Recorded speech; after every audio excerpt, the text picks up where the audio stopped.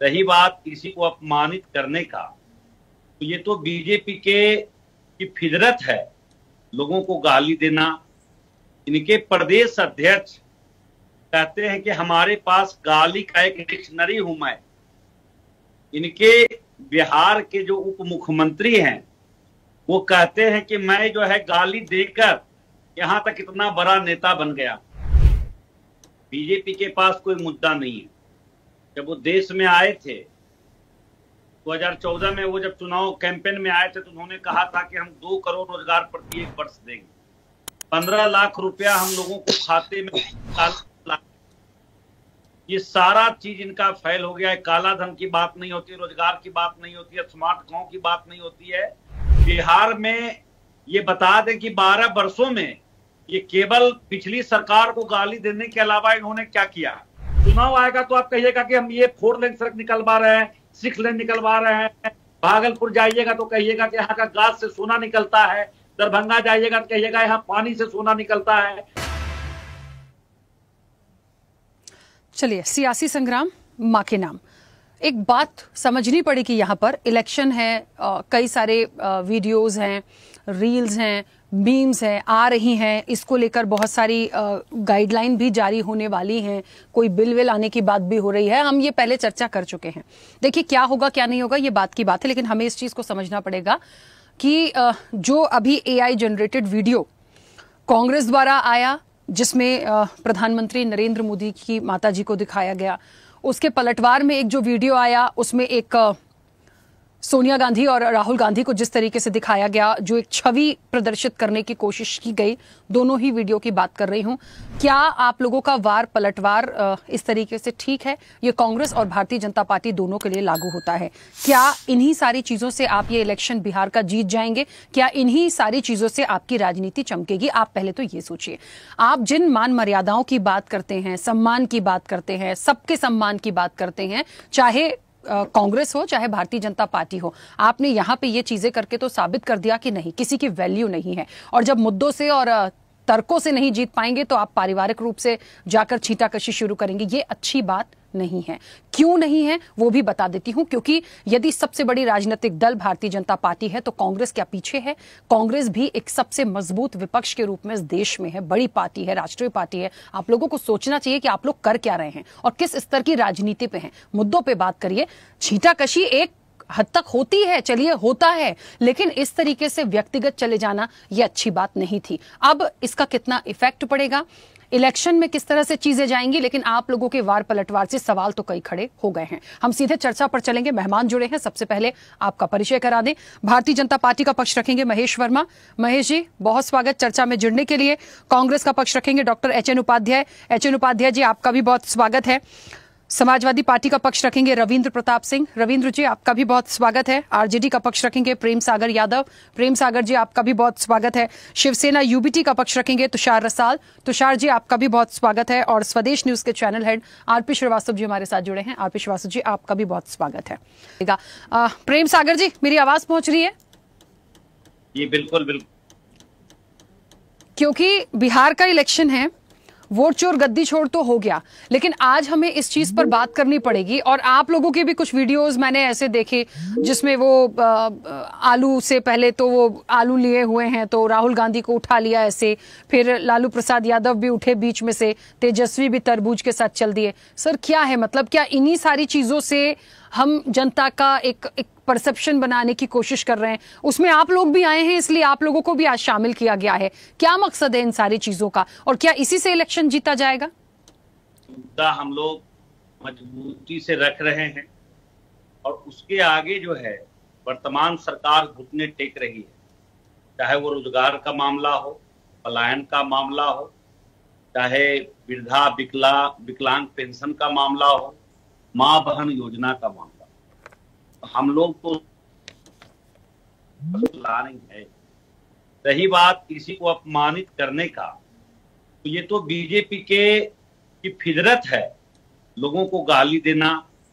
इनके प्रदेश अध्यक्ष कहते हैं कि हमारे पास गाली का एक डिक्शनरी हूं मैं। इनके बिहार के जो उप मुख्यमंत्री हैं वो कहते हैं कि मैं जो है गाली देकर यहां तक इतना बड़ा नेता बन गया। रहा बात जो चर्चा है आज वीडियो का, उस वीडियो में आपने देखा होगा कि नरेंद्र मोदी जी के मां और नरेंद्र मोदी जी का जो तस्वीर है, उसमें नरेंद्र मोदी जी आते हैं और वो बेड पे सो जाते हैं और उनको एक दिखाने का प्रयास किया गया है कि एक सपना में ये दिखाया जा रहा है। प्रेम सागर जी, आपकी आवाज नहीं आ रही है। प्रेम सागर जी, चलिए कुछ शायद नेटवर्क इशू है, मैं वापस आऊंगी, एक बार आपको फिर से कनेक्ट करूंगी, तब आप अपनी बात पूरी रखिएगा। प्रेम सागर जी, जल्दी से अपनी बात रखिए। देखिए, बीजेपी के पास कोई मुद्दा नहीं है। जब वो देश में आए थे 2014 में, वो जब चुनाव कैंपेन में आए थे तो उन्होंने कहा था कि हम 2 करोड़ रोजगार प्रत्येक वर्ष देंगे, 15 लाख रुपया हम लोगों को खाते में। ये सारा चीज इनका फेल हो गया है। काला धन की बात नहीं होती, रोजगार की बात नहीं होती है, स्मार्ट गांव की बात नहीं होती है। बिहार में ये बता दें कि 12 वर्षों में ये केवल पिछली सरकार को गाली देने के अलावा इन्होंने क्या किया। बिहार में आके इनके प्रधानमंत्री और इनका गृह मंत्री जो का टोटल भाषण आज तक का 12 साल का रिकॉर्ड आप निकाल लीजिए कि कहीं इन्होंने अगर एक सुई का फैक्ट्री लगाया हो, कहीं कोई एक रोजगार का साधन किया हो, कोई पलायन रोकने का काम किया हो। आज बिहार में मैं भी कैंपेन कर रहा हूं, मैं भी कई जिलों में जा रहा हूं, कई गांवों में घूम रहा हूं। आज बिहार में अगर आप दलित बस्तियों में जाइए तो उनको पक्का का मकान नहीं चाहिए, उनको खाने के लिए खाना नहीं चाहिए, उनको रोजगार नहीं चाहिए। वो सिर्फ एक ही मांग करते हैं कि आप हमको पीने का पानी दे दीजिए, अगर आप पीने का चापाकल दे दो हम तुमको वोट दे देंगे। लोग मंगल और चांद पे जा रहे हैं। एलन मास्क ने कह दिया कि 2053 में हम मंगल पे 10 लाख आबादी का शहर बसा देंगे, और आप लोगों को पानी नहीं दे पा रहे। तो आपके पास मुद्दा क्या है? आपने बिहार के लिए क्या किया? चुनाव आएगा तो आप कहिएगा कि हम ये 4 लेन सड़क निकलवा रहे हैं, 6 लेन निकलवा रहे हैं। भागलपुर जाइएगा तो कहिएगा कि यहाँ का गाज से सोना निकलता है। दरभंगा जाइएगा तो कहिएगा यहाँ पानी से सोना निकलता है। केवल लोगों को बरगलाने के अलावा आपके पास एक भी मुद्दा नहीं है, एक भी रोजगार देने में प्लान। आज यहाँ का युवा विश्व गुरु बनने चले हैं। यहाँ आप कतर चले जाइए, दुबई चले जाइए, बहरीन चले जाइए, सऊदीया चले जाइए, कहीं भी चले जाइए, लोग यहाँ से पलायन, यहाँ के मजदूर को ले जाके वहां काम दिलवा रहे हैं। और आप विश्व गुरु हैं, आपके लोगों के लिए आपके पास काम नहीं है। आप जाके उन लोगों के ऊपर आपने क्या कार्रवाई किया जिन्होंने मुसलमान के जाके आपका मॉल में हनुमान चालीसा पढ़ने का काम किया और हिंदू के मॉल में नमाज पढ़ने का काम किया? वो कौन लोग हैं? उसकी पहचान आपने क्यों नहीं की? आप कहते हैं बिहार में अगर मोदी जी की मां की गाली देने वाले लोग आपके गिरफ्त में है तो उस पर आपने क्या कार्रवाई किया, पूरे देश जानना चाहती है। वो कौन लोग हैं? वो बीजेपी जदयू के सदस्य हैं। अगर मोदी जी की मां को कोई गाली दे रहा है और आप वीडियो बनाने वाला लोग कौन है? कैसे आपके हाथों में वीडियो लग गया?